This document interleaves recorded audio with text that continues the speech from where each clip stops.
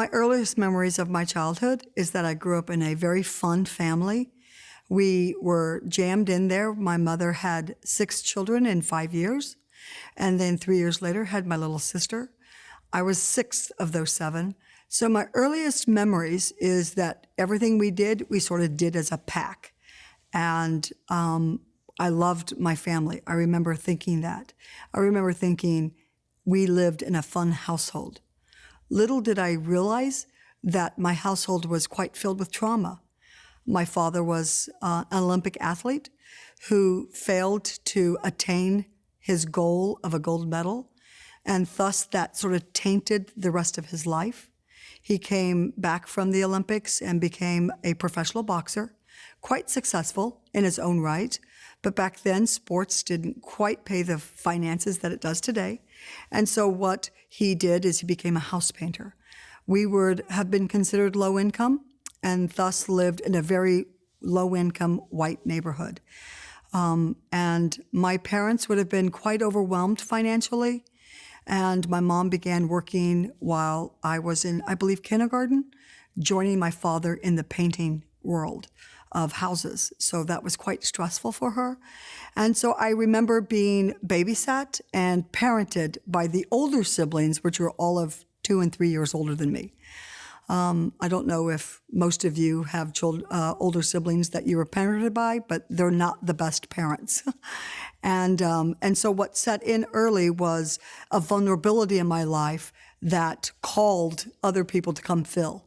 And one of my friend's father, I believe at the age, I think I was in 3rd grade, when one of my friends, I would go over to her house and her father began molesting me. And I remember telling no one. I remember being quite scared. I remember thinking something's wrong with this. And yet instinctively knowing that bringing that back to my family and my parents, it would have overwhelmed them even more. And so I told no one. My father and my mother at that point were both alcoholics, and there was a lot of trauma going on within our household, a lot of violence and a lot of just chaos. My parents were both completely ungodly and no pretense of church.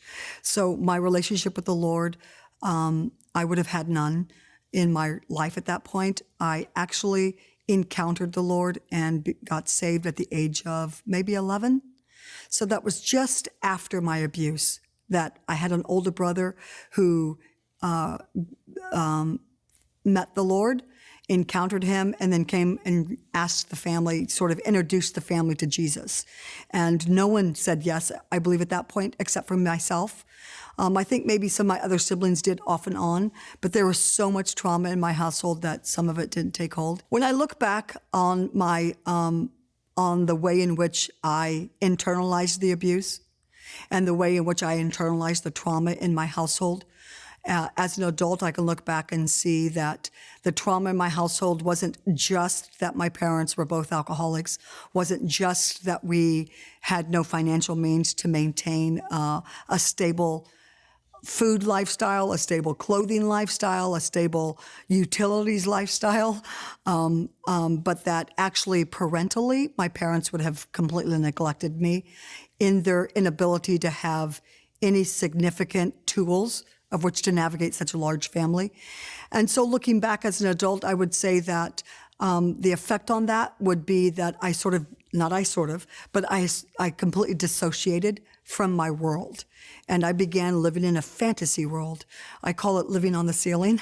And so I lived on the ceiling of my reality, and I created a completely alternate reality in my mind's eye, in my imagination. Even as a saved young girl, I just remember thinking that was my out. I would go to sleep with my sort of different set of parents.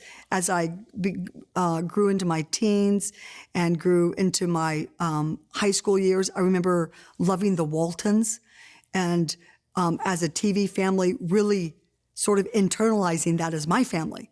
And sort of just longing for that, good night, John Boy, good night, Mary Ellen, and thinking, wouldn't that be lovely if that was my family?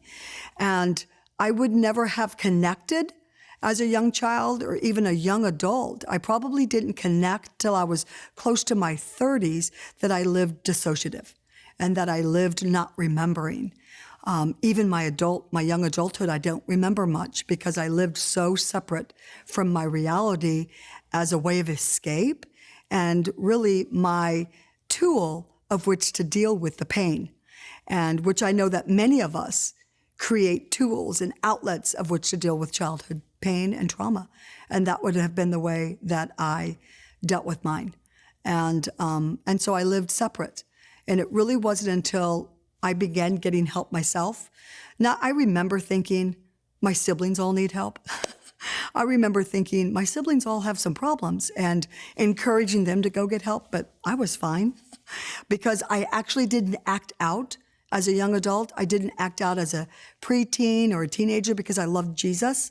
And so therefore, I remember really believing that my childhood neglect, my childhood watching trauma and violence, my childhood of parents that had addictions had no effect on me because I didn't act out.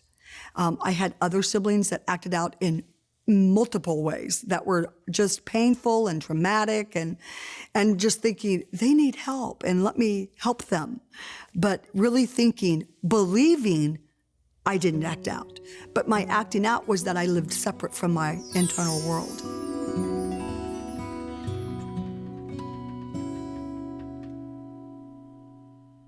What I mean by living separate, what I mean by dissociative, what I mean by what I call living on the ceiling, I would have, no one ever defined to me what dissociative was. And of course, dissociative can be on a continuum, can't it? It can be from us driving to Walmart and not remembering how we got there because our mind was somewhere else. That would be really sort of low level, and many of us sort of do that, all the way to people creating alternate personalities. I would venture to say that I lived somewhere in the middle. And, but it was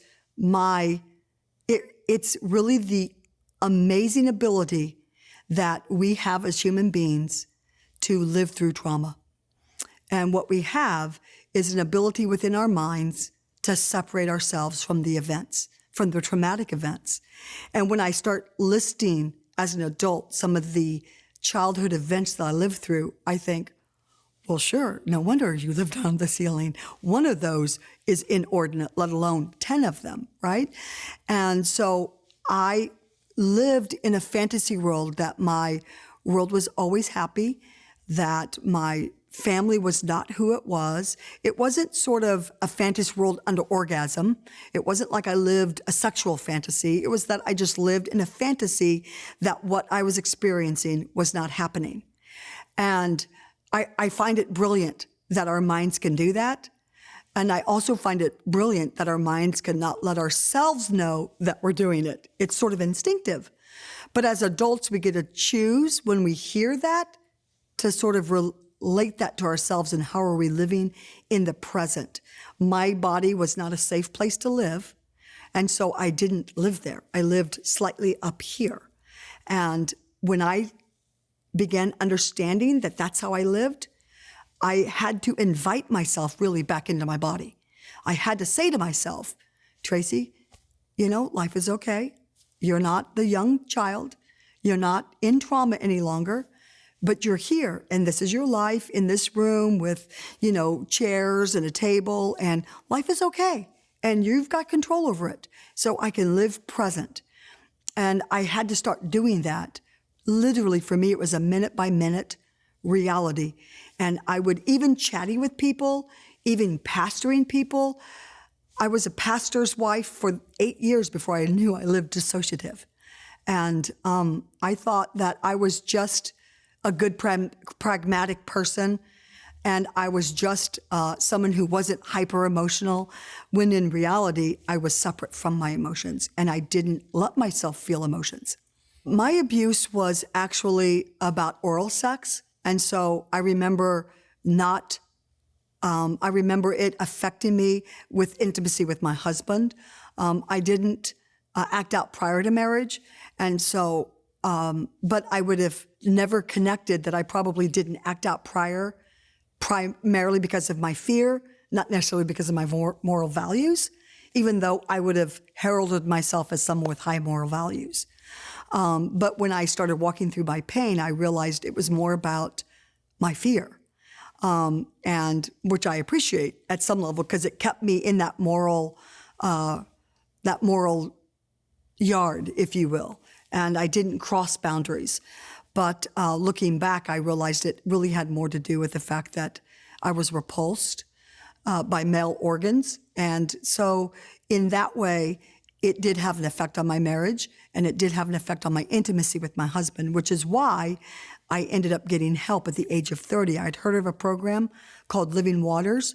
A gentleman named Andy Comiskey ran a ministry called Desert Stream, and it offered a program for those dealing with sexual and relational brokenness. And for me, that's what happened. And so when I look back at my childhood and I look back at the abuse that I suffered, and really I would equal the abuse that I suffered sexually to the abuse that I suffered relationally with my parents, which would be abject neglect. My mom was a completely overwhelmed mother. She had zero tools of which to navigate 7 children, let alone one, or one child, let alone 7.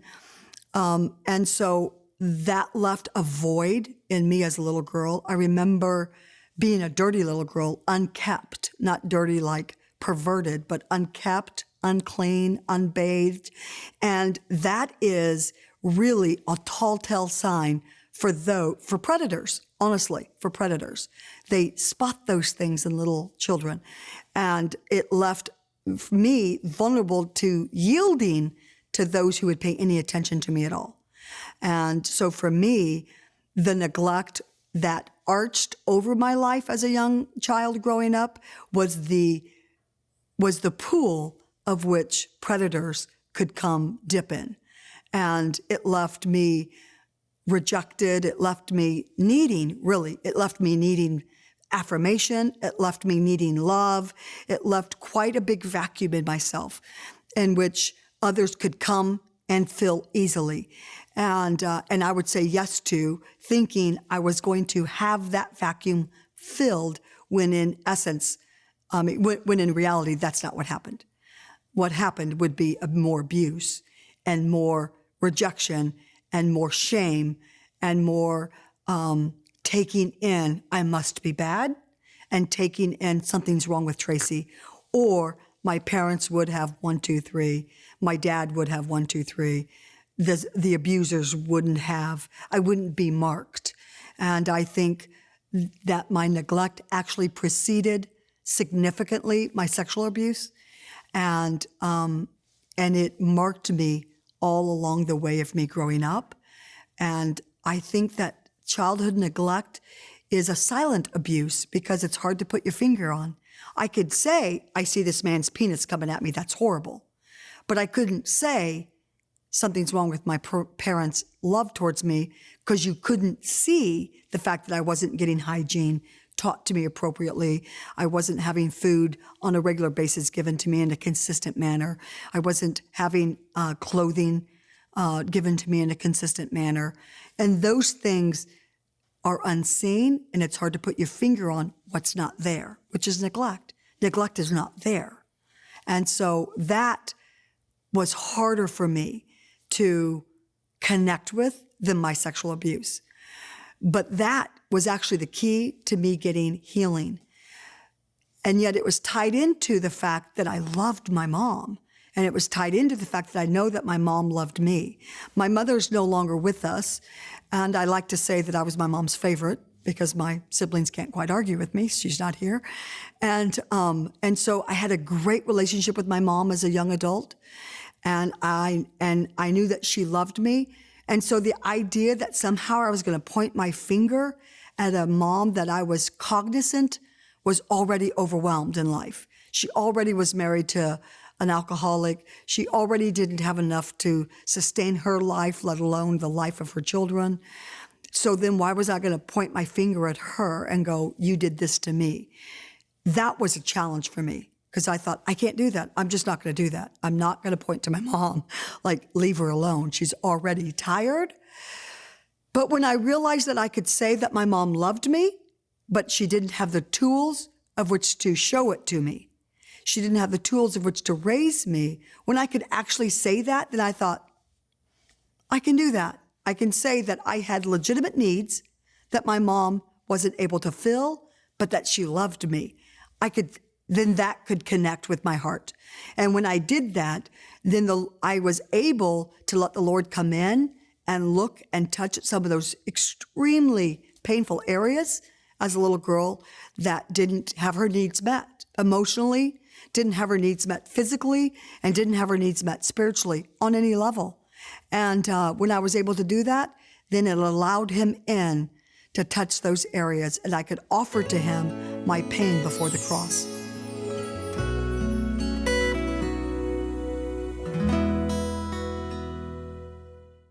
I remember at the age of 10, my older brother of 4 years, was introduced to Jesus by his high school football coach.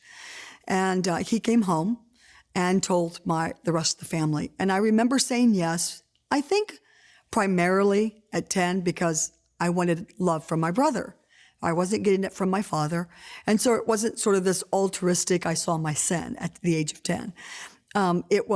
That sounded good to me. And if he was going to say yes, I was going to follow him. And so I did. And what transpired was being connected with Young Life, which was an amazing program for young children. Because what it taught for me was not that I had to do this, and this to be loved or saved, but that he just loved us. And that I was loved by a man named Jesus, no matter what I did and no matter what household I came from. And for a little girl that was full of shame, that was an impacting sentence. And that was an impacting reality. And so as I grew older, not much, at the age of 14, I had a brother who broke his neck playing football and became a quadriplegic. And in that same year, my father passed away suddenly, which created more trauma. Both of those events were traumatic in and of themselves. But together, it destroyed what little bit of family unit we had. And then my mom was really left to, I can't even imagine a 36-year-old woman left to taking care of a quad and taking care of family with no way or means of which to supply their financial need. And so at that point at 14, I was saying yes to the Lord in a significant way, in a very overt way, and understanding on a larger scale that God would meet my emotional need. And yet again, it wasn't for me because I was in an unsaved family, which I today am thankful for. It wasn't a Christian home, which said if you did this, or a religious home that said you had to attain these things for God to say yes to you. It was a completely godless home. And that, for me, was actually freedom because he just loved me. He just loved me. And I loved that. And I remember thinking I could just have a conversation with him and he would listen to me. And I remember many a times in that, it was my 9th grade year of high school, remember many of times in that year, 8th grade, 9th grade, thinking, my life is horrible. And if this is life, I'm starting off on a really low scale. And yet the Lord met me and he showed me that he loved me. And it was more about a relationship with this man than a performance with this man. And so I think that marked me in my early Christian life, that I could not have much understanding of the wherefores and how comes of what Christianity was, and have an understanding that there's a man named Jesus that loved me if I gave my whole heart. Not even if I gave my whole heart, but that allowed me to give my whole heart to him. When I look at my childhood and I look at the relationship that I had with Jesus as a 14-year-old, I remember thinking then, I want to marry a man that didn't cuss or drink. That was my sort of high aspirations. And I remember thinking, I want to marry a pastor that I just remember thinking that, and even chatting with my mom and chatting with her best friend that I was going to marry a guy who didn't cuss and didn't drink, and them sort of patting me on the head and thinking, isn't she sweet? And I think I mentioned that I grew up in a low-income family, and low-income families are not notorious for chatting about college around the dinner table. We chatted about what union we were going to join, or what trade we were going to get. And my father would have been a little bit of an Archie Bunker. That for some of you who would watch Nick at Night today, gives you context for my father's framework and view of family, which is women support men.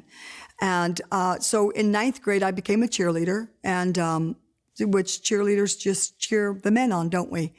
And that was my role, and I loved it. I mean, I loved my life. I just remember thinking I loved my life. Not that I actually experienced much of it because I was living on the ceiling, but I remember loving my life and loving the Lord and loving Young Life, and a gentleman named Bob Leylightner who headed up the Young Life program under Colonial Presbyterian about 40 years ago. And that was my safe haven. And he really impacted my world and impacted that I could be all that I wanted to be. And yet what I wanted to be was a mom and a wife. And so out of high school, I moved in with my 2 brothers. I had 2 brothers, the one that introduced me to the Lord and the one that broke his neck. And one took care of the other. And I remember out of high school moving in with them and taking care of my brother, Pat, for about a year. And in that time, I met my future husband. His name was Bob. And I was married at the age of 19. At the age of 22, we were helping pastor a church here in Kansas City called Kansas City Fellowship back in 1983. And so I was living my dream. I mean, not just my fantasy world, but actually my dream world. And it became real, and I loved my life. And I had, the 2.3 children. I had a young boy and a young girl. And then about 6 years later, we adopted a young boy and from a mom who was a crack addict. And so I had 3 children, and I was living life and loving it, still very disconnected from my own heart because I lived sort of out here. Though I threw myself into pastoring, into helping, into loving people. Well, I loved people, I knew that. I knew I loved people, and I knew that I loved giving love to people. Ultimately, what would happen in that world was I would get my own internal needs met by loving people, unbeknownst to myself, that at some level I was feeding off of those people, which is slightly discouraging me today because I realized how much I fed off the sheep. But in it, knowing that God is faithful and He's kind, and I recognize that. And I even remember going back to some of them and apologizing. But knowing that I just love to help people. And so when I ran into a ministry called Desert Stream, it was doing a program called Living Waters. And I remember thinking, oh my gosh, they help those that deal with sexual brokenness. And for me, growing up in the Midwest, you didn't go to counseling. Back in the 80s, you didn't seek help. I mean, again, I remember mentioning that my siblings all needed it, but it hadn't really had its impact on me. But when I ran into this program, I thought, I need help. My husband agreed with me openly that I need help dealing with my sexual abuse. And I thought, I'm just going to take it for that. It's going to be fabulous. And I took it, and I remember loving it, and remember it really impacting the areas of my heart that no one had ever touched. And again, what it did was it showed me my childhood neglect, which was the dilemma of which I had to open up to and sort of had to see. And once I did that, then I was able to let the Lord into areas that I hadn't ever before. And I call it removing all that hinders love.